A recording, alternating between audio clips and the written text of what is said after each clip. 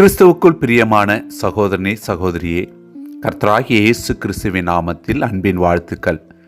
இன்றைய நாள் தியானமாக ஏசாயா 26 அதிகாரம் 3வது வசனத்தில் நீர் அவனை பூரண சமாதானத்துடன் காத்துக்கொள்வீர் என்று தேவ வார்த்தை சொல்லுகிறது. இன்று அநேகர் வெளிப்பிரகாரமாக சந்தோஷமாய் இருப்பது போல காணப்படுகிறார்கள். அவர்கள் உள்ளத்திலோ துக்கம், கவலை, பயம் இருந்து அவனை வேதனைப்படுத்துகிறதாய் இருக்கிறது. இவைகள் முழு மனுகுலத்தையும் நோக்கி சாத்தானியையும் ஆயுதமாய் இருக்கிறது. வேதத்தை நேசிக்கிறவர்களுக்கு மிகுந்த சமாதானம் உண்டு என்று சத்திய வேதம் சொல்லுகிறது. நமக்கு சமாதானத்தை கொடுக்கும் தண்டனை இயேசு ஏற்றுக்கொண்டார். ஒரு நாள் மனநல மருத்துவரிடம் ஒரு மனிதன் வந்து, என் வாழ்வில் சமாதானம், சந்தோஷம் இல்லை, படுத்தால் உறக்கம் வரவில்லை, இதற்கு சரியான தீர்வு சொல்லுங்கள் என்று டாக்டரிடம் அந்த மனிதன் சொன்னான். அதற்கு அந்த டாக்டர், நம் ஊரில் சர்க்கஸ் நடைபெறுகிறது, நானும் குடும்பமாய் சென்று வந்தேன். அங்கு ஒரு சர்க்கஸ் கோமாளி அனைவரையும் மகிழ்விக்கிறான். அவனால் அங்கு வருகிற அனைவரும் சந்தோஷம் அடைகிறார்கள். நீயும் அங்கு சென்று வா என்று டாக்டர் சொன்னார்.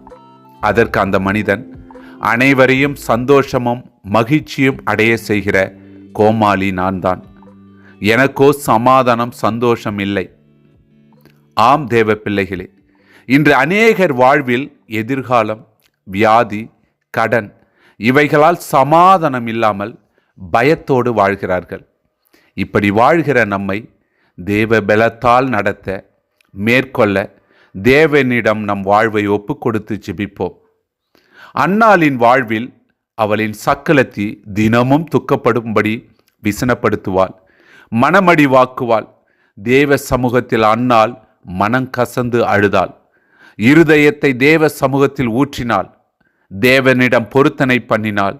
தேவ ஊழியன் மூலமாக தேவன் அவளை ஆசீர்வதித்தார். அதன் பின்பு அவள் துக்கமாயிருக்கவில்லை. தேவ சமாதானம் வந்தது, சந்தோஷம் வந்தது. அதுபோல சகோதரனே சகோதரியே, நம் இருதயம் கலங்கும் போதெல்லாம், பயம் நம்மை சூழும் போதெல்லாம், சமாதானம் அற்ற நிலையில் நாம் நோக்கி பார்க்க இயேசு உண்டு. அவரால் நம் வாழ்வில் சமாதானம் வரும். அந்த சமாதானம் இருதயத்தையும் நம் சிந்தையையும் அது ஆளுகை செய்யும். தேவன் பூரண சமாதானத்தோடு நம்மை காத்து கொள்வாராக. சிந்திப்போம், செயல்படுவோம். God bless you.